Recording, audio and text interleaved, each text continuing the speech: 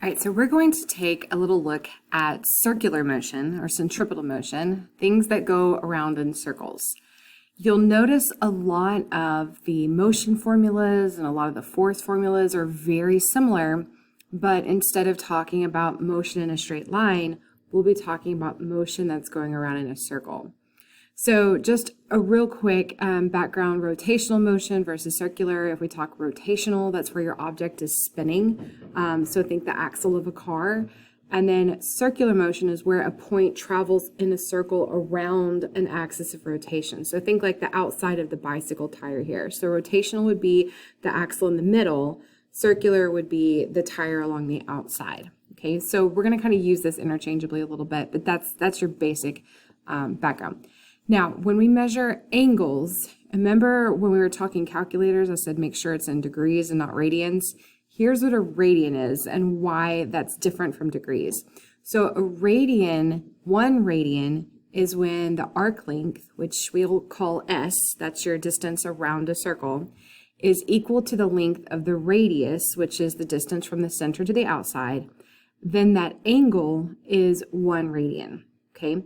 So any angle that's measured in radians is equal to that little theta right there, the circle with the line through it is an angular measurement. So the angle is equal to the arc length S, the distance around the circle, divided by the radius. So when you're going between degrees and radians, if you want to say, you've got 60 degrees or 170 degrees or whatever it may be, that degrees, if you take it and multiply by pi over 180, then that will give you how many radians you have, okay? So you can convert between the two, between degrees and radians, okay?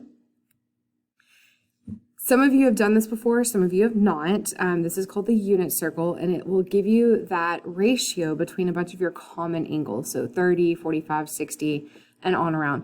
30 degrees in angular measurement, degrees, is pi over 6 radians.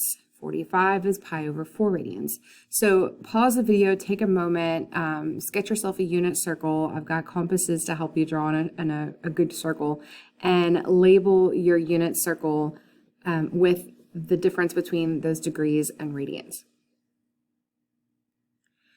All right, so how much our object has rotated, how much it's gone around our circle is found with taking the degrees and radians, your change in displacement over the radius there. So angular displacement in radians is equal to your change in arc length, how much you've gone around, divided by the radius, the distance from the middle, okay?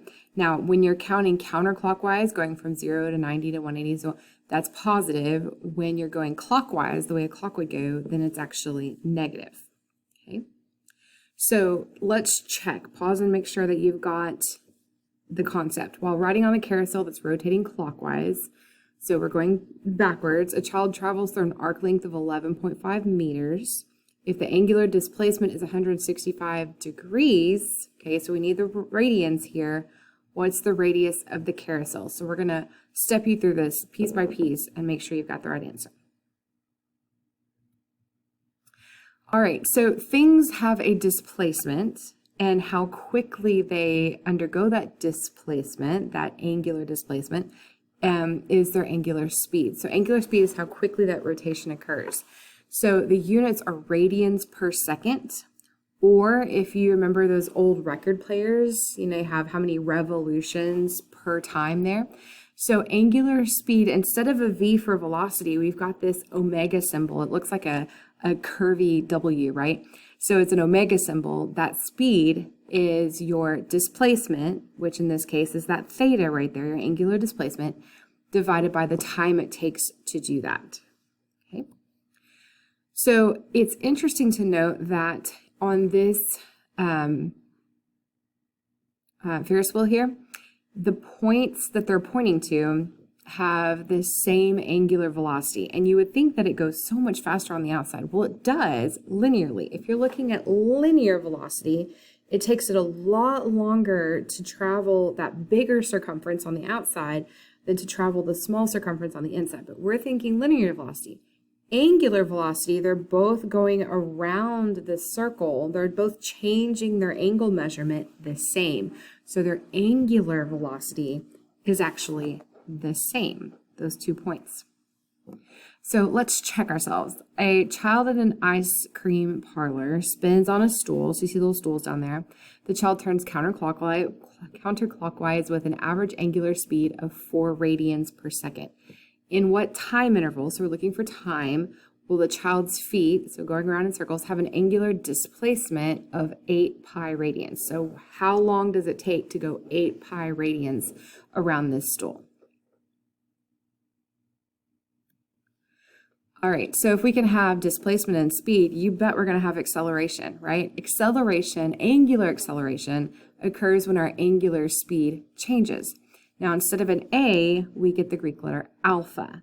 So alpha is your angular acceleration, and just like acceleration is velocity divided by time, your angular acceleration is your angular speed divided by the time. Okay, your change in angular speed. So your average angular acceleration is change in angular speed. That's the W, right? The omega, it's not a W, it's an omega, divided by the time it takes to make that change.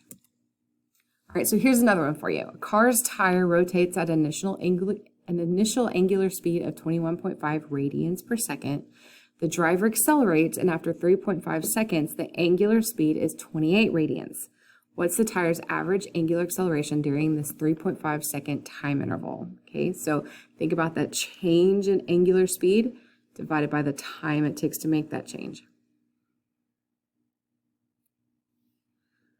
All right, so when things are rotating, remember that on a rigid object, every portion has the same angular speed and the same angular acceleration. So all of these lights, whether they're close to the middle or they're on the outside, every one of those lights is going to have the same angular speed and the same angular acceleration.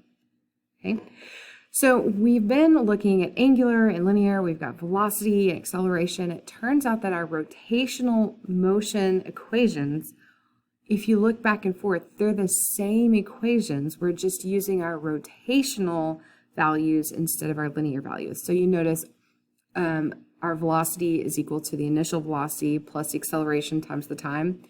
With rotational, it's omega. Our angular speed is equal to our initial angular speed plus the angular acceleration times the time. So these are the same formulas, but they're using our angular values instead of our linear, our straight line values. Okay, so put these in your notes because you're going to want to pull these out in a little bit. And again, it's stuff that you've already seen. We're just changing it to our rotational instead of our linear. All right, so let's use one of those formulas. We got to figure out, just like we do with the others, which one we use. The wheel of an upside-down bicycle moves through 11 radians in 2 seconds. So 11 radians would be your angular displacement. 2 seconds is the time. What is the wheel's angular acceleration if its initial speed was only 2 radians per second? So we've got we've got a distance, we've got a time, and we've got an initial angular speed. We want to know the final angular acceleration. All right, now what we're used to thinking about is the speed that we would go in a straight line. And if you are, spinning something in a circle and then you let go, the way that it will travel when you let go is the tangential direction. So tangential speed is the instantaneous linear speed. That's how fast it's going linearly at any point, okay? So remember from your, I think it was geometry, a tangent line to a circle is a line that touches the circle at only one point. So you can see down here, our 2 blue lines are our tangent lines to that circle. We'll have a higher tangential speed on the outside of our axis than the inside because it's got a larger path, a larger circumference to travel. So to find tangential speed and tangential acceleration, we can actually take our radial speed and our radial acceleration, multiply them by the radius there, and get our tangential values. So tangential speed is the radius times the angular speed. Tangential acceleration is the radius times the angular acceleration. So radius of a CD in a computer is 0.06 meters. We've got a little microbe riding on the disk's rim. It has a tangential speed of 1.88 meters per second. What is its angular speed? So use that formula and work yourself backwards a little bit. Try this one. A spinning ride at a carnival has an angular acceleration of 0.5 radians per second squared. How far from the center is a rider who has a tangential acceleration of 3.3 meters per second squared? Now, how far from the center? That's the radius. So in this case, we have the angular acceleration and the tangential acceleration. We want the radius. All right. So the cars in the picture both have a constant tangential speed. Their speedometer is going to show 100 kilometers per hour, but they're still accelerating. Well, how are they accelerating if their speedometer is stuck on 100 kilometers per hour? It's because they're changing direction. Remember, velocity is a speed and a direction, so that change in direction gives us an acceleration due to the change in direction, not due to the change in speed. That's called centripetal acceleration. So here's two ways we can calculate centripetal acceleration based on whether we have tangential velocity, which is your first equation there, and the second bullet point is just spelling it out for you, or whether you have your angular speed. So that's, again, the bullet point under that is just spelling it out for you. So your tangential and your centripetal acceleration are perpendicular to each other. Tangential is going to go along that outside edge of your circle. Centripetal is going to pull it towards the center. Okay. Centripetal acceleration is a result of changing direction. It's going to pull it in to the center. So try this. A test car moves at a constant speed around a circular track. If the car is 48.2 meters from the center, so that would be the radius, and it has a centripetal acceleration of 8.05 meters per second squared, what is its tangential speed? How fast is it going tangential? All right, so causes of motion. We know what causes motion when we're just talking about carts going down the hallway or baseballs dropping. It's forces, right? Same thing. Forces will cause motion, and it will cause objects to maintain that circular motion, to keep them going in a circle. If we don't have that force, if we let go of the string or if we quit pushing or whatnot, inertia wants the object to go along the tangential path, the way that it's going. But that force, think about maybe a ball on a string, that force is pulling it towards the center and redirecting it into that circular path. So to calculate the centripetal force, remember F equals ma, we just take our acceleration formula from a couple slides ago, multiply it by the mass of the object, and we've got how much force it takes to accelerate that object in the circle, to do our centripetal acceleration.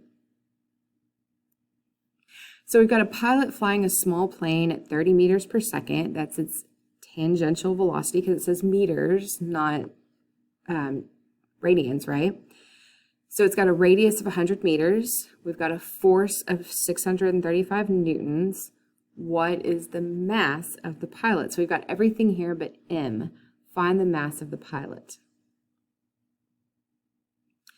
All right, now one force that causes that centripetal acceleration and orbit around a planet is gravity. So gravitational force is, we take a gravitational constant, which is a known number, and I'll give that to you.